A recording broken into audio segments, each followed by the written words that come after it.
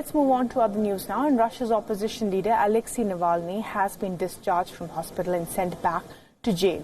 He was undergoing treatment for an unexplained health problem. His doctors claim that he had been poisoned by an unidentified chemical agent.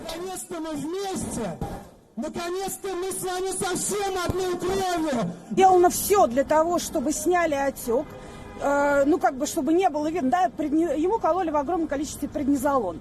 Естественно, отек практически ушел, но при этом не установлено, что дальше, да, и как будет реагировать организм. Это действительно это отравление каким-то неизвестным химическим веществом.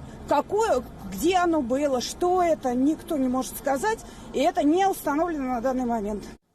Navalny was hospitalized earlier today. He was in jail serving his 30-day term for triggering the protests in Moscow when he showed signs of severe face swelling and skin redness. Navalny's spokesperson said that the leader has never shown any signs of allergy before.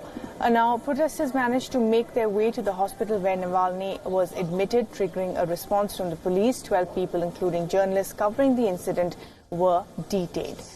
Moscow is, of course, seeing some of the biggest anti-government protests in recent years. Reports suggest that more than 1,000 people have been arrested by the police so far. People were protesting against the exclusion of many opposition candidates in the elections to Moscow's city council. The council is currently controlled by pro-Kremlin United Russia Party, and as many as 30 opposition candidates were disqualified from contesting. Almost 3,500 people participated in the rally for free and fair elections.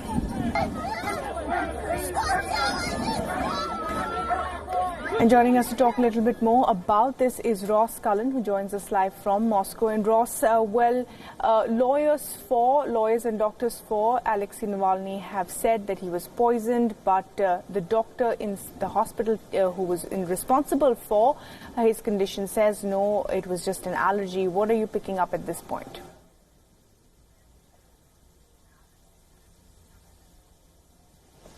Yes, the doctor said it was an allergy, a severe allergic reaction, admitted on Sunday, and that his condition had improved. He was much more stable, his health was more positive, and he was able to be discharged today from hospital and sent back to the detention centre where he's serving his 30-day sentence. That's not the message we're getting from the opposition supporters.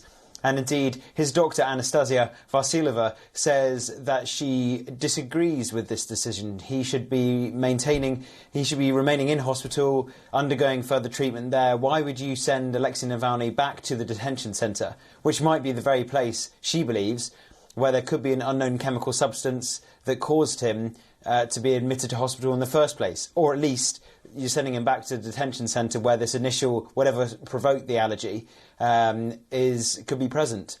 He should be still in hospital, is what they argue, and they say that it's too soon to discharge him. That is obviously counter to what the doctors have said, and they've said he's well enough to go back to continue serving his 30-day sentence. He was 4 days into that sentence when this allergic reaction happened. So there's complaints from his side that he's been discharged too soon.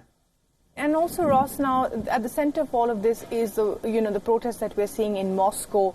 And Alexei Navalny, for many who don't know, is a prominent opposition Russian leader.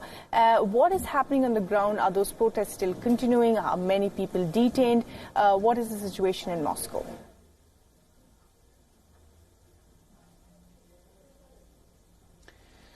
Alexei Navalny serving his 30-day sentence in part for promoting this unsanctioned protest that happened on Saturday. There are strict procedures in Russia governing rallies, marches and demonstrations, and whilst some of these protests have been approved in recent days, this was one that wasn't approved, and the mayor of Moscow warned that there will be police on the streets arresting people who are taking part in this protest. And that did, his word came true, and we did see more than 1,000 people detained on Saturday for taking part in the protests. Thousands of others were on the streets demonstrating against what you mentioned earlier, the barring of some opposition candidates from the ballot paper for the local elections taking place the first week of this autumn, in the first week of September. So there was a big protest in response to that on Saturday. Then the Sunday there was a smaller protest outside the hospital once news had broken that Alexei Navalny had indeed been admitted to hospital for this allergic reaction.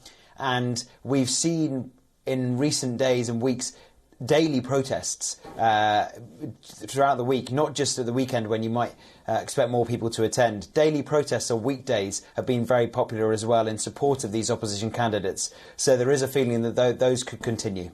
Right. Ross Cullen, thanks very much indeed for joining.